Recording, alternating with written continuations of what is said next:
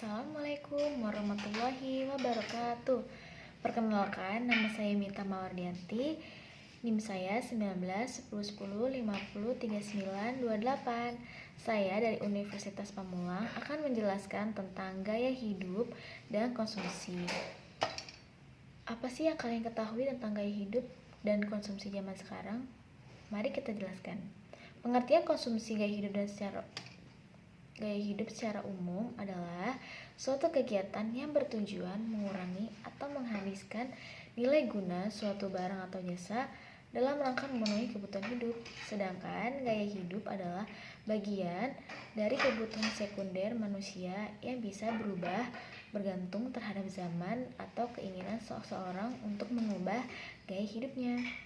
Gaya hidup dapat dilihat dari cara berpakaian, kebiasaan, dan lain-lain. Apa sih konsumsi dan gaya hidup menurut sosiologi? Kita jelaskan ya.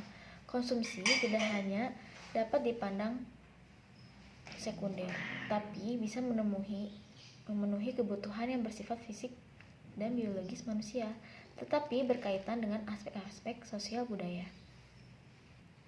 Konsumsi berhubungan dengan masalah selera, identitas, atau gaya hidup. Menurut ekonomi, selera sebagai suatu yang stabil difokuskan pada nilai guna, dibentuk secara individu, dan dipandang sebagai suatu yang ekosogen. Sedangkan menurut sosiologi, selera sebagai suatu yang dapat berubah. Menurut kalian, apa sih hubungannya konsumsi dan gaya hidup? Jelaskan ya. Menurut Weber, mengatakan bahwa konsumsi terhadap suatu barang merupakan gambaran gaya hidup tertentu dari kelompok status tertentu. Konsumsi terhadap barang merupakan landasan bagi penjajangan dari kelompok status. Sehingga situasi kelas ditentukan oleh ekonomi, sedang status ditentukan oleh penghargaan sosial. Misalnya, pada masyarakat pedesaan, status guru